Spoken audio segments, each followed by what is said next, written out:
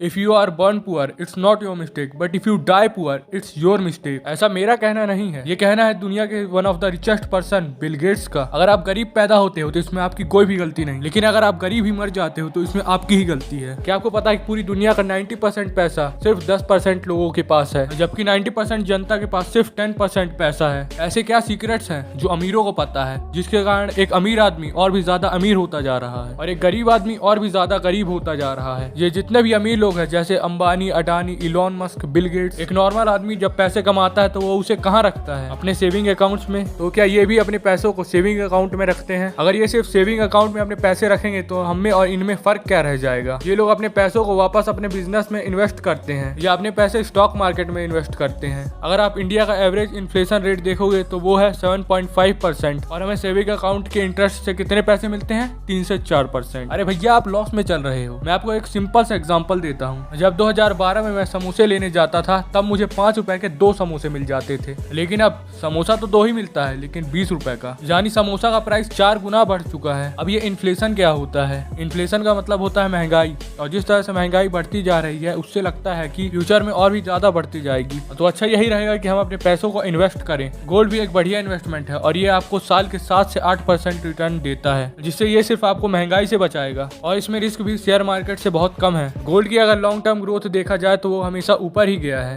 Forbes की richest man की list के according Elon Musk, Jeff Bezos, Bill Gates, Ambani, Adani, इन सब में एक चीज कॉमन है, वो ये है कि या तो इनका खुद का बिजनेस है या तो उन्होंने दूसरों के बिजनेस में इन्वेस्ट किया है शेयर मार्केट के थ्रू, और वहां से ये लोग passive source of income generate करते हैं। पैसिव सोर्स ऑफ इनकम वो होता है कि जब आप काम नहीं भी कर रहे होते हो तब भी आप पैसे कमा रहे होते हो। अब पैसिव सोर्स ऑफ इनकम को मैं आपको एक एग्जांपल से बताता हूँ। जैसे कि मुकेश अंबानी को 2020 में रिलायंस कंपनी से 12 से 15 करोड़ रुपए की सैलरी मिली, लेकिन 2020 तक उन्होंने रिलायंस कंपनी के 293 करोड़ शेयर्स को होल्ड करके रखा था, जिससे कि उन्हें 2020 में 2000 करोड़ रुपए का फायदा हुआ था, वो भी बिना कुछ काम किए। बिजनेसमैन का एक और फायदा है कि वो पहले कमाते हैं, फिर खर्च करते हैं, फिर जाके वो टैक्स भरते हैं। लेकिन जो लोग जॉब करते हैं वो पहले कमाते हैं, फिर टैक्स भरते हैं, फिर जाके जो कुछ बचता है उससे फिर खर्च करते हैं। आपको लगता होगा कि जितने भी बिलियनियर्स हैं जैसे Elon Musk, Jeff Bezos, mark Zuckerberg, ये सारे बहुत ज्यादा टैक्स भरते होंगे, लेकिन ऐसा बिल्कुल भी नहीं है। ये बहुत ही कम टैक्स भरते हैं। वॉरेन बफेट जो कि एक बहुत ही ज्यादा बेहतरीन इन्वेस्टर है, आपको ये बात जान के हैरानी होगी कि वॉरेन बफेट की सेक्रेटरी ने 2010 में 35.8% का टैक्स भरा था। वॉरेन बफेट ने उस साल $62 मिलियन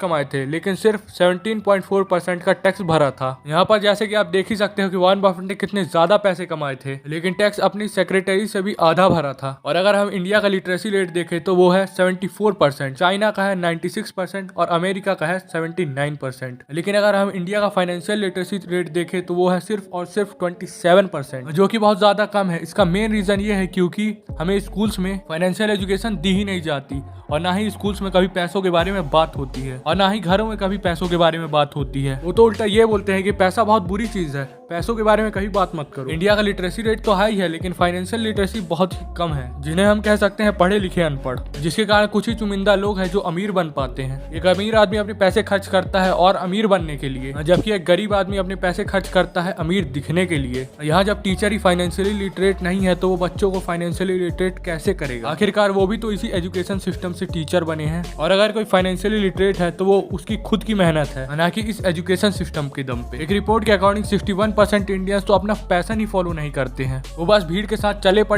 पड़े हैं और उनको खुद नहीं पता होता है कि जिंदगी में करना क्या है और क्या नहीं। क्या आपने कभी सोचा है कि अगर आप लॉटरी जीत जाओ तो आप उस पैसे से क्या क्या करोगे?